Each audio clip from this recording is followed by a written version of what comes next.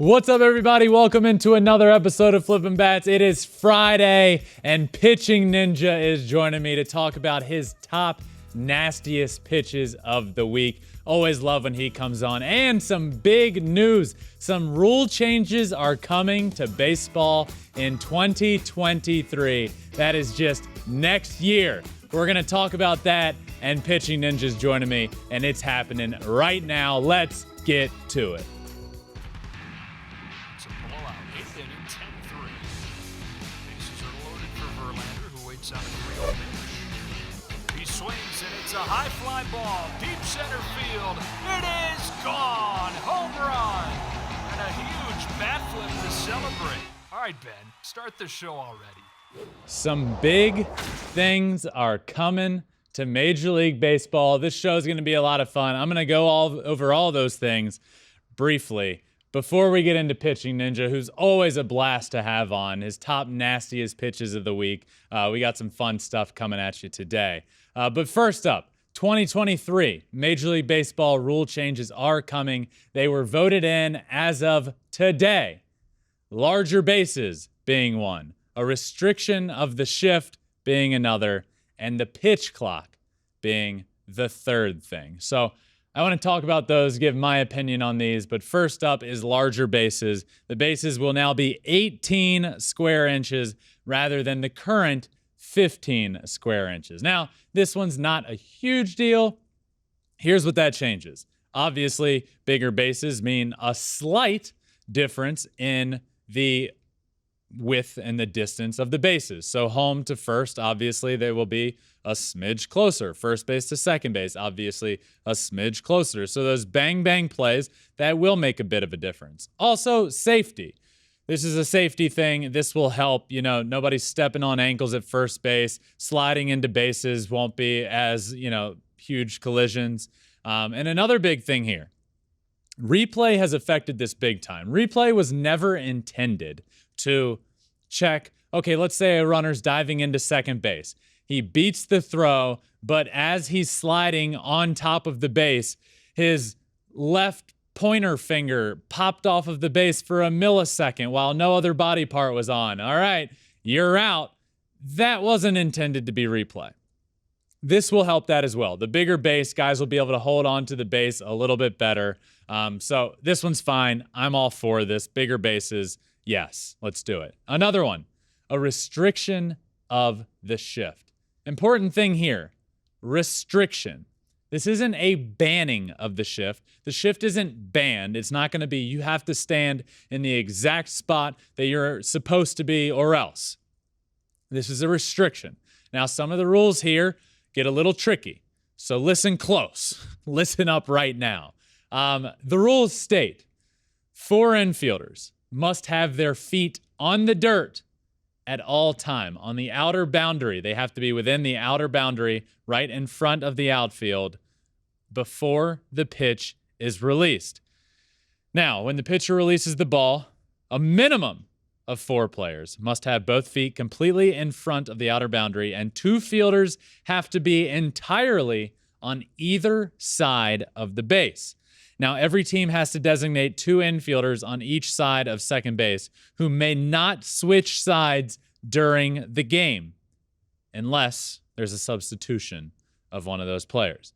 So you have to be in front of the outfield grass. You have to have 2 fielders on each side of the base, and you cannot at any point in the game have one fielder switch over to the other side unless there is a substitution made. So you can have 2 fielders standing right next to each other if you want. I don't know why you would do that, but theoretically, as long as they're on the left side or the right side of second base, you could have them holding hands if you want. But they have to be 2 each on each side of the second base bag. The penalty for a violation is a ball and a dead ball. The ball is dead. So if the pitch is released and that rule is being broken, it's immediately a ball and the ball is dead. Now, this is also an interesting little caveat here, and I don't think a ton of people know this, but a dead ball is similar to a dead ball when there is a balk. Now, in professional baseball and college, I had this drilled into me. If there's ever a balk called, oftentimes the pitcher continues to throw. Sometimes they'll just hold the ball or not throw it, or the balk comes before they lift their leg. If there is a balk called and the pitch is thrown, it's a dead ball, but the batter can swing. And if the outcome is good, they can keep the outcome. Let's say it hits a home run. The home run counts. Let's say it's a single. You can run and the outcome will count. Let's say you hit a line drive to the shortstop and it's an out. Nope, you don't have to take it. It's a dead ball. Redo. Same sort of thing here with this violation of the rule. If there's a violation, it's a dead ball, meaning the batter can swing and accept the outcome if he wants. If not, it's a ball, dead ball, and there's a ball awarded to the batter or given to the count, however you want to word it.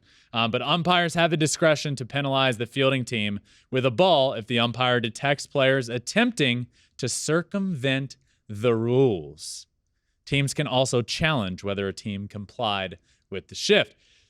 This one is a big, big deal. The shift over the last decade has become a very prominent part of Major League Baseball. Now, look, it's a big change.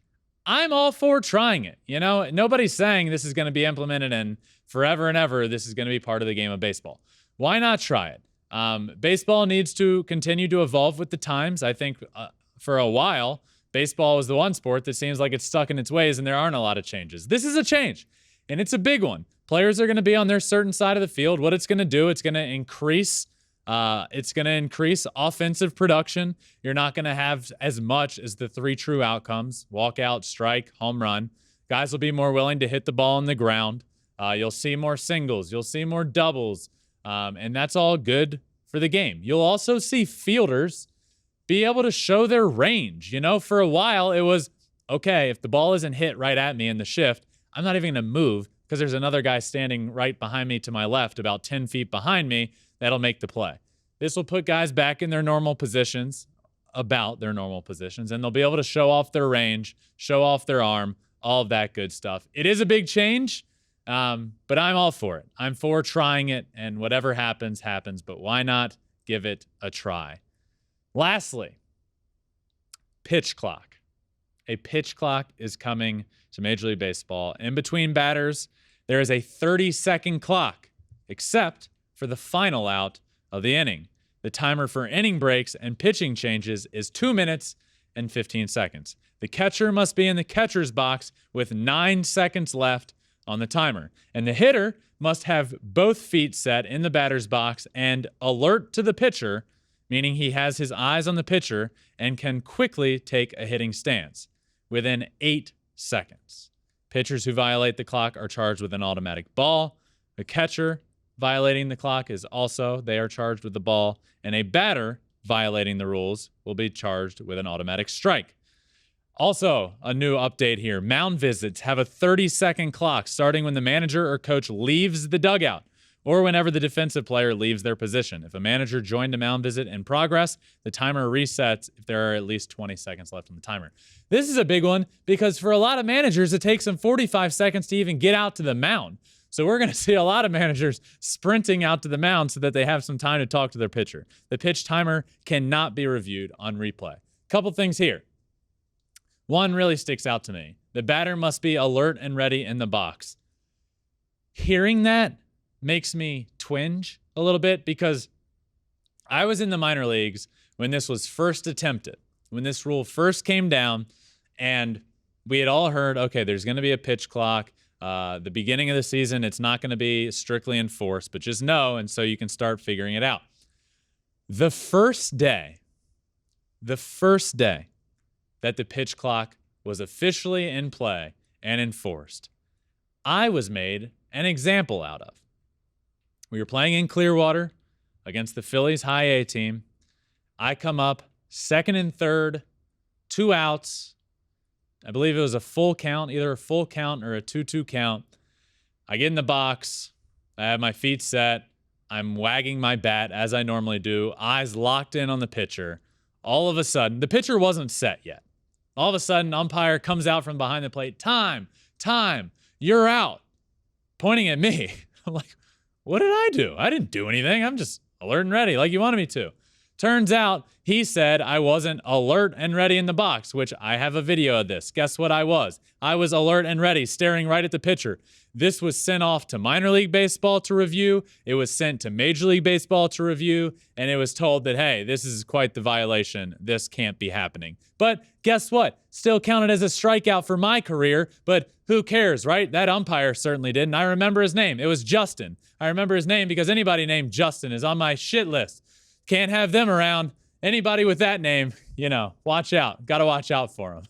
But yeah, what an example I was made out of. The pitch clock is coming, larger bases are coming, and a restriction of the shift is coming as well. Those are the rules, and one of them really involves pitchers, and I will be able to ask him here in just a second, because now that I have vented a little bit about the alert and ready in the box, I will also say I think the pitch clock will be that's another big change. Pitchers like to take their time, and so do batters. This will speed up the game, but I'm excited to hear what Pitching Ninja has to say about it. I'm fine with these rules. It doesn't mean they're implemented forever, but baseball needs to keep up with the times, and new people watching the game, we need to keep this upbeat, fast action, and this will certainly create more action in the game of baseball. If it works, great. If it doesn't, get rid of it. That's why I'm for it. I'm for at least trying. So I'm excited. I'm going to talk to Pitching Ninja about the pitch clock as well as his nastiest pitches of the week. So without further ado, let's welcome in my good friend, Rob, a.k.a. Pitching Ninja. All right, and I am pumped to welcome back in friend of the pod, recurring segment. Always happy to have him on. Pitching Ninja. Rob is back on. Rob, thank you so much for joining me, my friend. You've got legend and all that stuff. I mean, come on, play it up a little bit, right? Well, last time I went legend. Every week I do something a little different, and this one was friend of the pod. And I'm sorry that you don't feel like being a friend of the pod is enough. I am absolutely a friend of the pod. I'm as big a friend of the pod as can possibly be. I agree. So I'm always pumped to have you on every week and talk about some of your nastiest pitches of the week. But before we get into that, Rob, I was just talking about some of the new rule changes that were announced and getting voted in today. The larger bases, pitch clock, and a ban of the shift, but it's not completely banned. It's just a little modification of the shift. But one really affects pitchers and I think will make a big difference in the game, and that is the pitch clock being implemented. What are your thoughts there? A couple things. Like, obviously, anything that moves the game forward quicker, I'm cool with. I mean, you want to keep fans engaged and the game moving. But a lot of times I'm seeing hitters slowing the game down a lot. I think that there may be some unintended consequences. Obviously, injuries. I mean, I don't think people think of it this way, but the slower a pitcher moves, a lot of time they're just recovering in between pitches. And, like with anything else where you're doing reps of it, if you go into another rep before you've fully recovered, it may hurt you. And I think there's maybe unintended consequences. I don't know. Velo may go down a little bit, which, I mean, I think fans love seeing velo. I think it's a fun part of the game. So I don't know. I think it's a mixed bag. I do think that some pitchers work really slow. Most work at a pretty good pace. And I think the pitch comm system has sped up the game already. So yeah, I don't know. I'm willing to watch. I will say this, and you touched on it briefly. The what we're calling this here is a pitch clock, which leads people to believe this is for pitchers. But I can speak firsthand to this. There are many batters that take their sweet, sweet time getting into the box between every pitch. So I think this is equally for pitchers. And I agree, most pitchers are not bad about it. It's those relievers at the back end of a game that are taking like 60 seconds between a pitch. Really slows it down. Batters slow it down. So I definitely think this will speed the game up. But I've never been on the bandwagon of like speed baseball up. It's like I love this game. I'll watch it for as long as I need to. Yeah, I think that's exactly right. I think for hardcore fans, it's not a big deal. For fans that are just getting into it, they might find the pace a little slow. If it helps grow the game, I'm totally cool with it. Mhm. But don't blame the pitchers. Come on, pitchers are pitchers are trying their best. Hey, I was one of each in college. I was a 2A, so I did both. I get it from both sides here. But you are on to talk pitching, my friend. It is what you do. It is what you do well, and you make some incredible videos. And I hope that compliment is enough, since my intro for you wasn't enough today. Your intro was great. I was just giving you crap. So let's get started with your top pitches of the week. Your first up this week was, well, I will let you take it away. It is Greg Weissert. Tell me all about this pitch. Yeah, this thing like broke Twitter when I tweeted it. It is a wicked 21-inch breaking slider. I mean, you see Diaz going out of the way of it. That kind of makes the pitch. The reaction is fantastic, but that is a nasty pitch on its own. I mean, you think you're going to wear it, and it ends up in the middle. It's almost middle actually where he catches it. Can you explain real quick? Because I know you and I talk a lot about movement, how much a pitch is moving, 21 inches of break. Can you explain maybe the average and where 21 inches ranks amongst a normal slider? Well, a lot of it depends on how fast the pitch is moving too. So this was a relatively, I think it's an 80-mile-an-hour slider. It's decent. It's moving decent. A slower moving slider can move a little bit more. It has more time to break. This is definitely an above average slider. The way it's measured, I think a lot of people get confused at how it's measured too. Because I hear like, oh, that didn't really move that far. It's all done via optical systems, and Hawkeye measures it.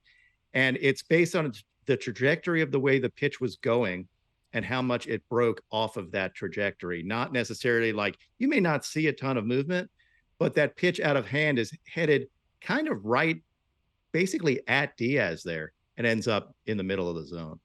So this next pitch might be a good example of that. And I'm a big fan of this guy. You are as well. Number 2 on your nastiest pitches of the week, in no particular order, Shohei Ohtani.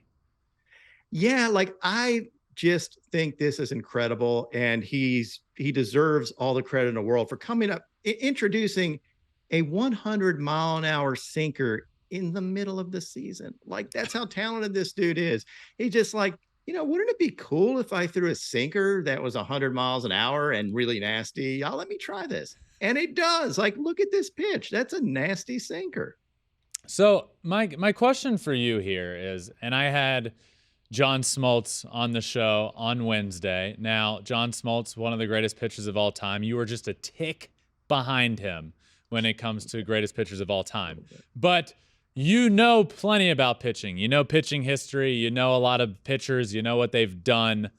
Have you seen in recent memory anything like this? Have you seen a pitcher create something in the middle of the year, late in the season, and start throwing it with this amount of effectiveness as what Shohei Ohtani has done?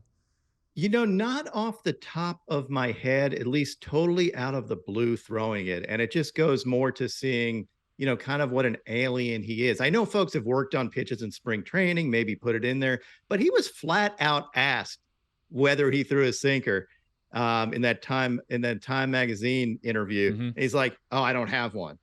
And then he's like, he sees the Clay Holmes pitch, and Clay Holmes throws a 100-mile-an-hour sinker at him. He has that face like, interesting. Let me file that away. Let me throw it the next time I pitch. That's freaking incredible. So this video that you made was awesome. And I think a lot of people, and probably everybody else in the world, when they think that, when they see that pitch, Shohei Ohtani makes that face, and probably everybody in the world is thinking, oh my God, that was 100 miles an hour. That was disgusting. And that's what that face is for. Shohei Ohtani's face is, I should throw that. Yeah. It's the beauty of being a pitcher and a hitter. Like, I think there's a big value in it, because, I mean, that as being on both sides of the ball, how hard it is to hit. and you're saying like, hey, maybe I can borrow that. That I kind of like the way that pitch moved. Unbelievable. A true unicorn you have at number 2. Next up, number 3, we have Jacob DeGrom.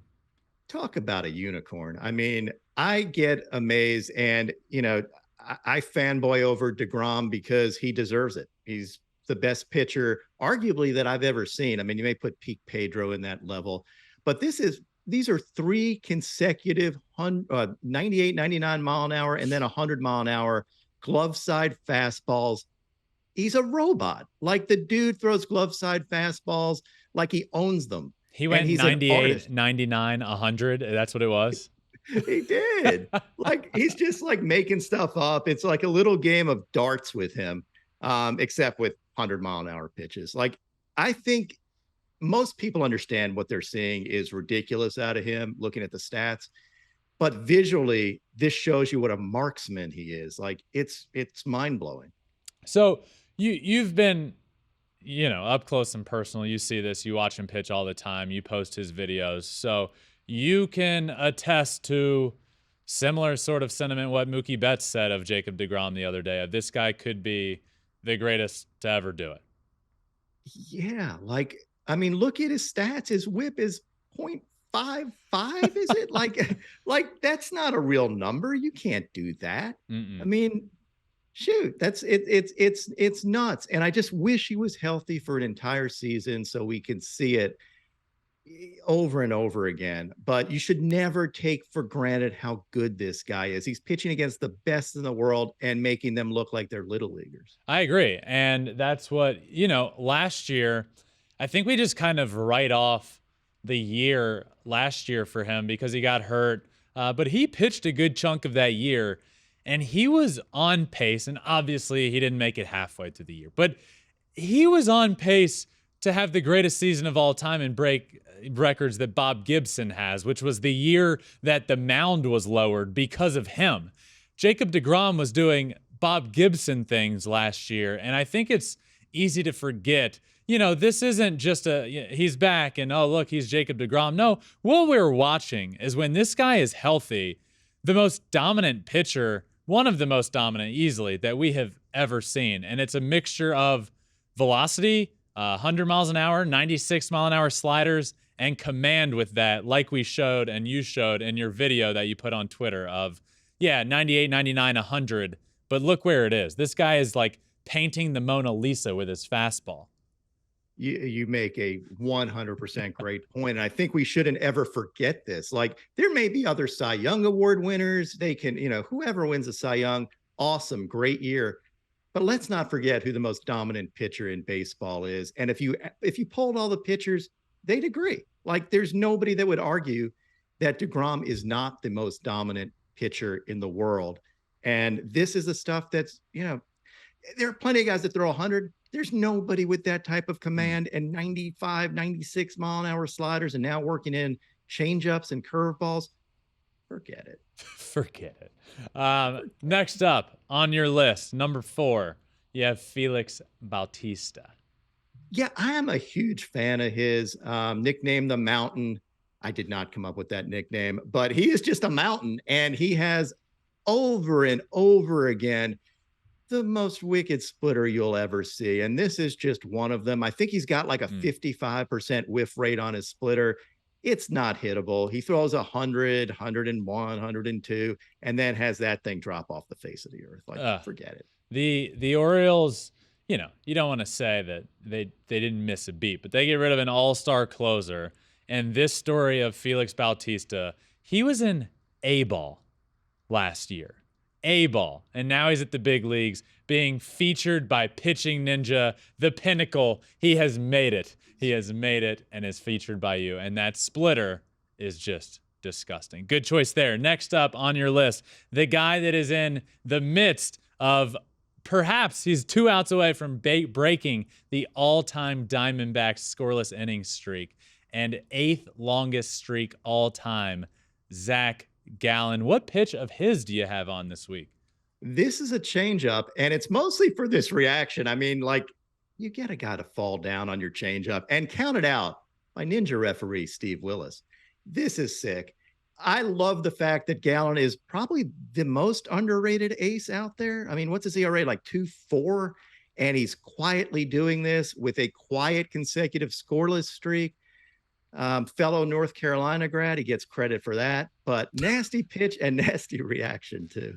I'm with you. I feel I don't know if it's just me, but now apparently it's not. I feel like this stretch that he is on, the 8th longest scoreless inning stretch of all time, is going a little under the radar, no? I totally agree. Like, Yeah. I mean, just think of throwing shutout after shutout after shutout. Like, everybody should be watching this stuff. Yep. But no. I hope they do now. Like, Gallen deserves his props.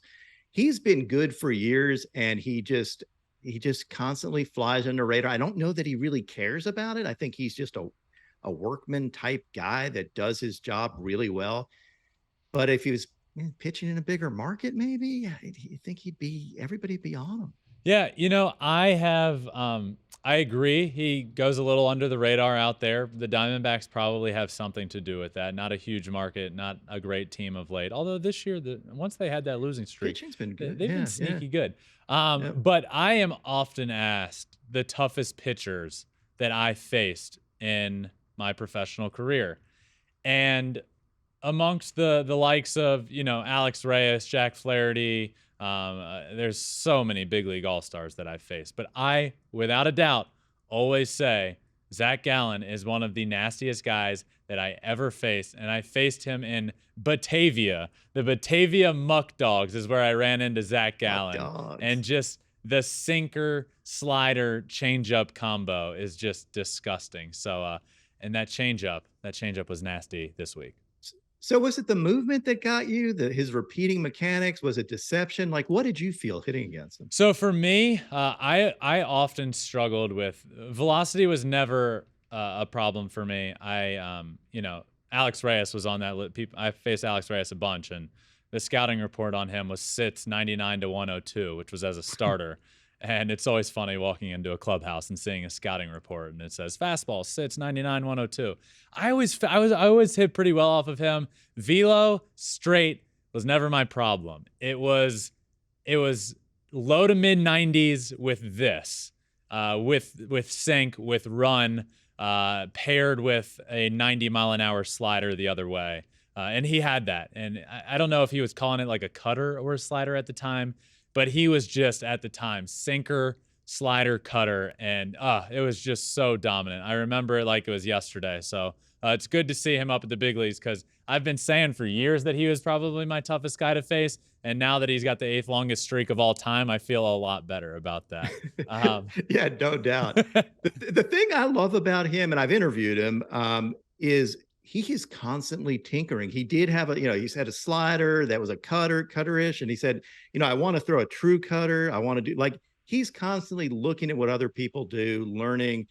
He's a true professional pitcher. And I just wish more folks would watch him, because he is another one of those guys that's an artist, doesn't throw ridiculously hard, but throws hard enough. Yeah. So he's really, really good. All right, moving on. Next up, this is kind of an honorable mention here, but an awesome story. Hunter Brown. What do you got on Hunter Brown? Yeah, I just decided to throw this in there because of the Justin connection here.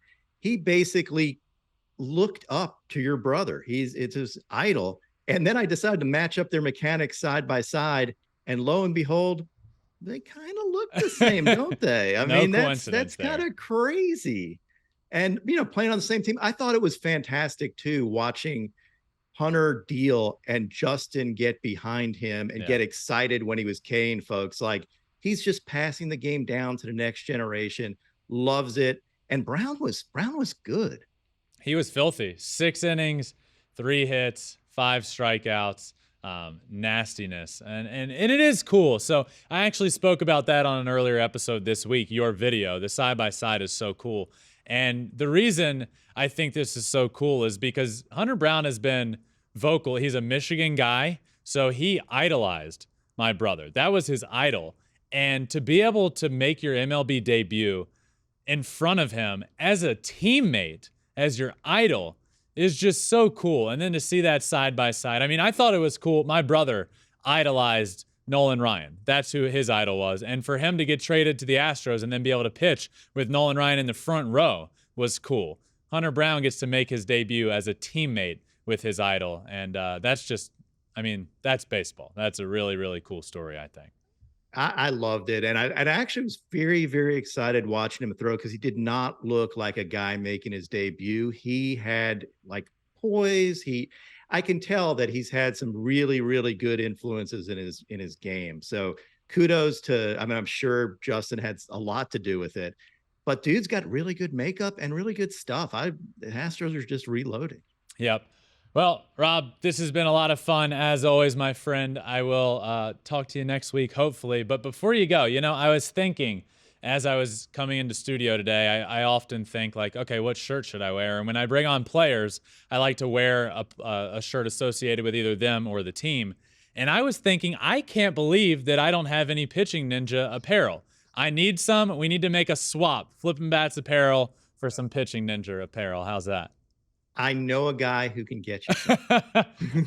I know a guy as well, but sometimes I know a guy. We'll figure out how to get you something, and hopefully I can get something. I will definitely get you something. And in the near future, when you come on, I'll be rocking your gear, my friend. So thank you for Awesome, joining man. me. As usual, this one has been a lot of fun. Awesome, dude. Thank you again. All right, thanks again to Pitching Ninja for joining me. Always a fun conversation. I hope you guys enjoy those because he will be coming on more and more talking about his top nastiest pitches of the week. If you don't follow Pitching Ninja on Twitter, make sure you do it because you're really missing out. I hope you all enjoyed that conversation. If you also don't follow on social media, Flippin Bats Pod, you're missing out. Follow us on all social medias, Twitter, Instagram, Facebook, TikTok, and you can watch every single episode on YouTube at Flippin Bats Pod for all of those. Also, make sure you're subscribed to the podcast wherever you listen, Apple, Spotify, wherever it may be. Hit that subscribe button, Flippin Bats Pod with Ben Verlander. This one has been an absolute blast. This Friday episode has been a lot of fun. I hope you all have a great weekend. I will see you next week. But until next time, this has been another episode of Flippin Bats. Peace.